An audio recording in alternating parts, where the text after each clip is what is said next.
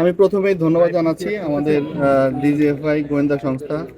আপনারা এরা গত পরশুদিন আমরা বলেছিলাম যে আপনাদেরকে একটা ভালো নিউজ আমরা দিব।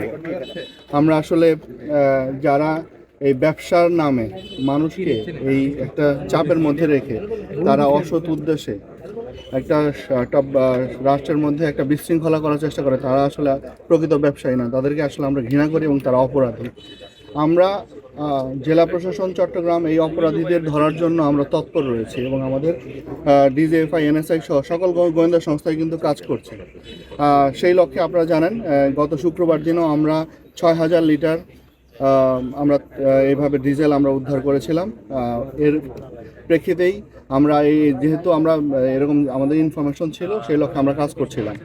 তা আজকে আমরা এর আগেও আমাদের অপারেশনগুলো আমরা কাজ করছিলাম যে কীভাবে আমরা এই অপারেশনগুলো করব। তো আজকে যখন কনফার্ম হওয়া গিয়েছে তখনই কিন্তু আমাদের পুরো টিম, আমাদের ম্যাজিস্ট্রেট সহ এবং গোয়েন্দা সংস্থা টিম, পুলিশ সবাই এসে কিন্তু এগুলো জব্দ করতে আমরা সক্ষম হয়েছি। আমাদের কাছে আরও কিছু ইনফরমেশন ছিল, আমরা সেখানেও গিয়েছি, সেখানে অবশ্য পুরোপুরিভাবে আমরা তেল পাইনি। এখানে আমরা 25,000 লিটার তেল পেয়েছি। ইতিমধ্যে আমাদের জেলা প্রশাসন আমরা ইতিমধ্যেই প্রায় 31,000 লিটার তেল আমরা জব্দ করেছি।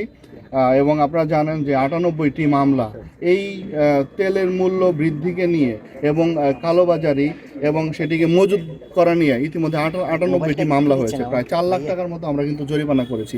আমাদের পুরো টিম, আমরা আমাদের গোয়েন্দা সংস্থা, পুলিশ, ম্যাজিস্ট্রেট সব কিন্তু আমরা কাজ করে যাচ্ছি, কারণ আমরা আমাদের আসলে আসলে তেলের কোনো ঘাটতি নেই।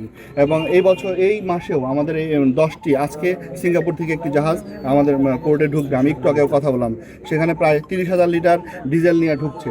তার মানে কি, আমরা কিন্তু আসছে তেল। এবং এই মাসে 10টি জাহাজ আজকে চট্টগ্রাম বন্দরে আসছে। সুতরাং তেলের কিন্তু কোনো ঘাটতি নেই। এবং আপনারা জানেন যে বাংলাদেশের ডিজেলের যে চাহিদা আছে তার কিন্তু এই 112 মানে প্রায় 12,000 মেট্রিক টনের মধ্যে 1,000 মেট্রিক টনের মতো চাহিদা শুধু এই চট্টগ্রাম।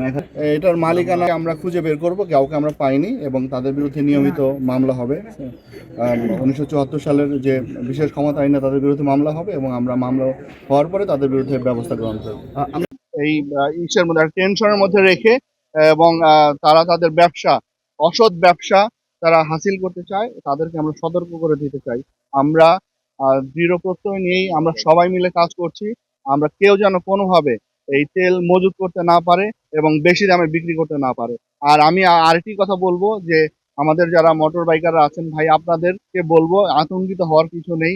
আমাদের যথেষ্ট পরিমাণে অকটেন এবং পেট্রোল, ডিজেল সবকিছুর মজুদ আছে। আপনারা কেন আতঙ্কিত হয়ে বেশি তেল নেবেন? তেল তো আমাদের কাছে আছে, সুতরাং এটি নিয়ে আতঙ্কিত হওয়ার কিছু নেই।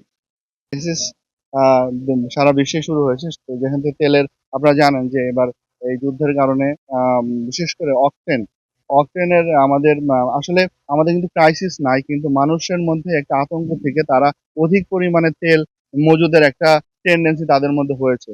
তো সেই সেই দিক থেকে যারা তেলের ব্যবসা করে তারাও কেন যেন একটু অধিক পরিমাণে একটু মজুত করে তারা মনে করছে যে এটা আমরা যদি বেশি দিন রাখতে পারি, এরপরে যদি দাম বেড়ে যায় তখন তারা একটা বিজনেস করবে। এই যে একটা অসৎ একটা মেন্টালিটি, এইটা যখন তারা এই অসৎ মেন্টালিটিটা তাদের মাথায় এসেছে তখনই কিন্তু তারা এই কার্যক্রমগুলো শুরু করেছে। এবং আমরা যখন এটা বুঝতে পেরেছি আমরা কিন্তু তাদের বিরুদ্ধে কার্যক্রম গ্রহণ করছি এবং তাদের বিরুদ্ধে আমাদের মামলা হচ্ছে। আমি তো বললাম ইতিমধ্যে আমাদের প্রায় 98টির মতো মামলা হয়েছে।